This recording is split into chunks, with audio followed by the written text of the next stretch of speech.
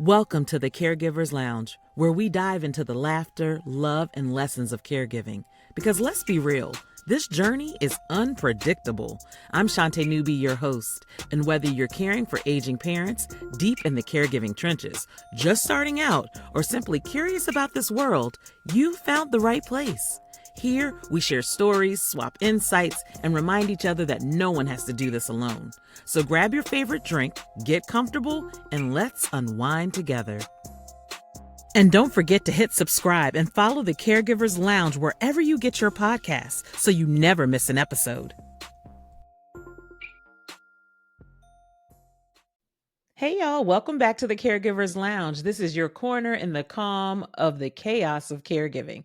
As you know, I'm your host, Shaunte, and today we're going to talk about something real, the forms, the appointments, and that moment you realize that love and blood isn't always enough to legally advocate for someone you care about.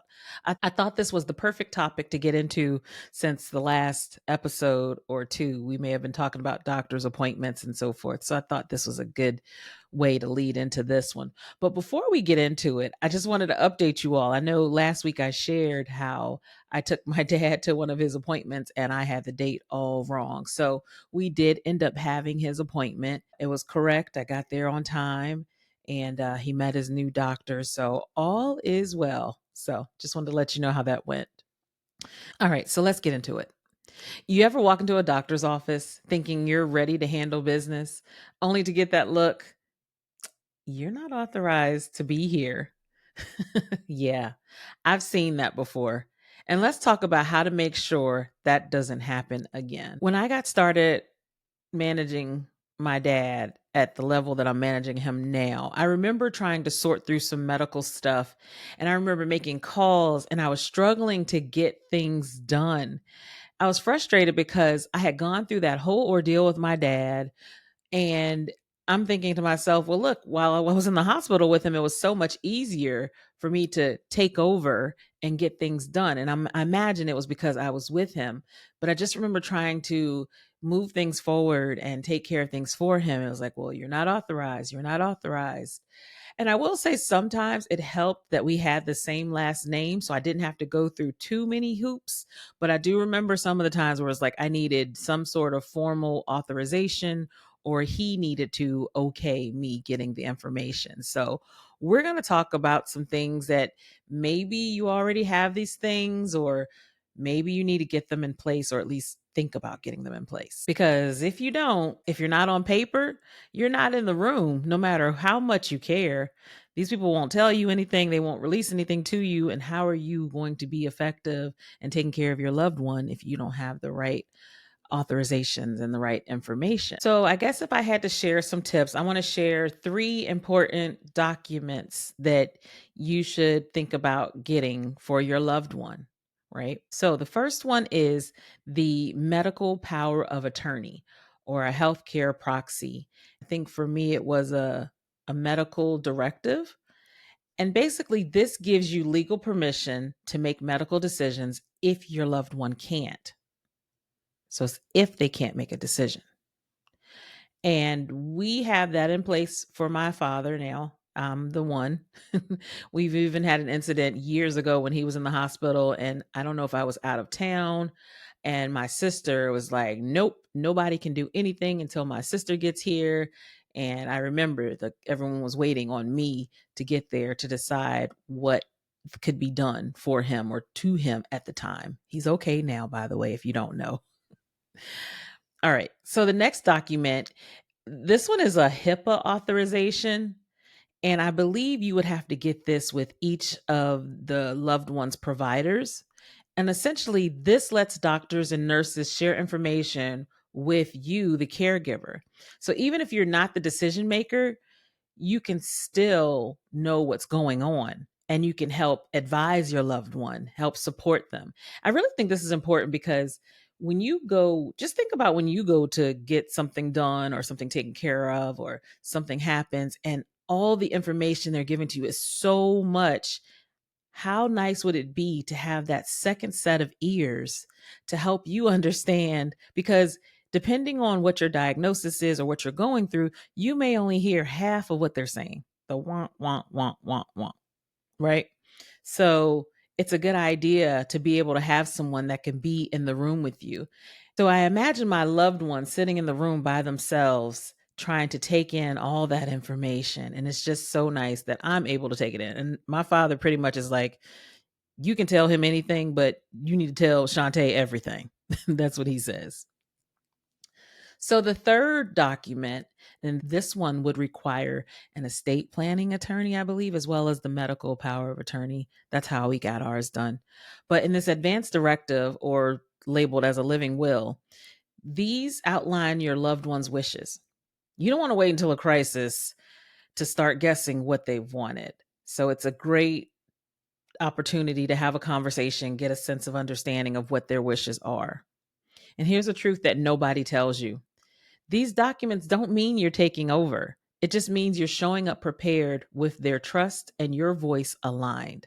So you are all on the same page with this. That's what this helps to do. And it's documented and no one can really challenge it. So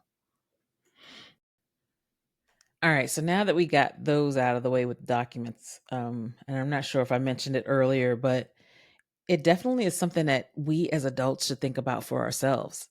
Now that we see with our parents being older, the benefits of having our parents or the person you're caring for, your spouse, whomever, your significant other, an adult, somebody, it shows how important that is to have those things in place. So maybe that's something that, we should consider for ourselves. So just something to think about, especially while you're of sound mind and body, to put all these things in place just in the event that you have it.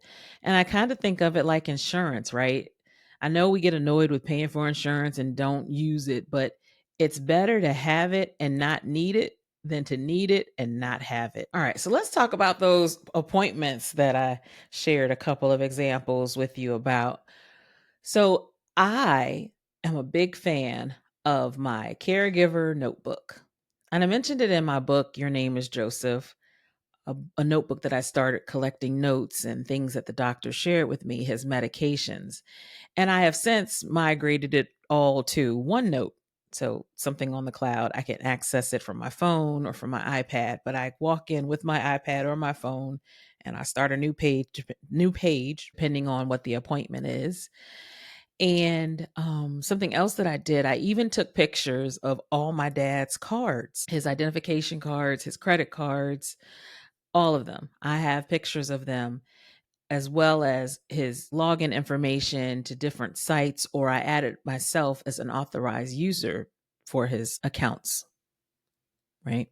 So collectively, it's like a command center.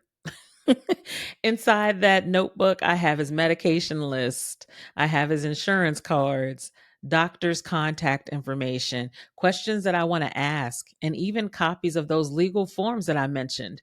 I actually have those electronic because when I show up somewhere and they don't have the information that I have the authorization to do anything, I'm able to say, hey, give me your email address. I can send that to you right away. And that takes care of things quickly. So that's one tip I can share with you. But when you're in those appointments, here's what you do, because you're advocating for your loved one. I mean, you probably already know this, but speak confidently but respectfully, right? So I know that I've had times where I had to get down with some people because I didn't like how something was being done, or I felt that some things were being overlooked. And I knew how to speak with authority and not use the colorful words that I'm used to using, but definitely speak confidently and firmly, but respectfully, because these people are taking care of your loved one, right? Ask questions. I actually write down my questions beforehand. My dad may have some questions, and I know sometimes he won't remember it. So I'll write, the questions down for him. And then I can bring them up like, oh, dad, remember you asked about, and at least lets him start the question. And again, giving him some sense of independence and giving him some ownership in his own care plan as well. So again, ask questions, write them down before you get there if it helps. I do that, have a little bulleted list every time I go.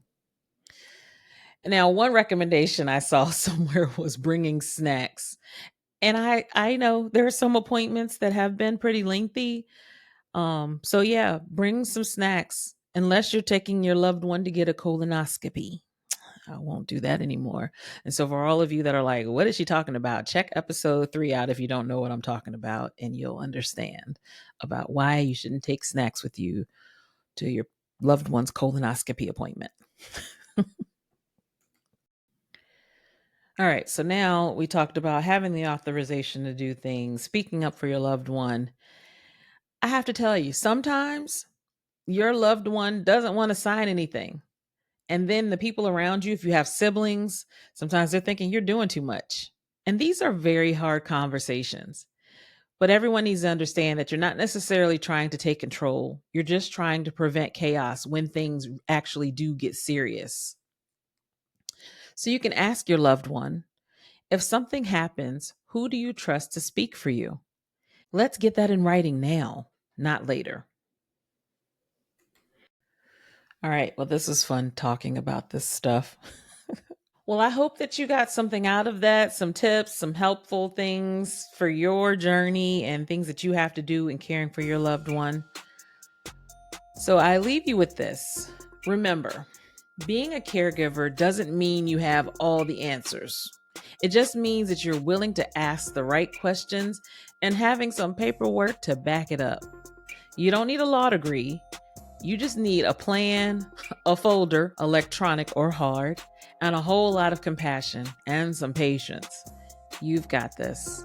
So just keep showing up. You're doing better than you think. I still want to hear from you.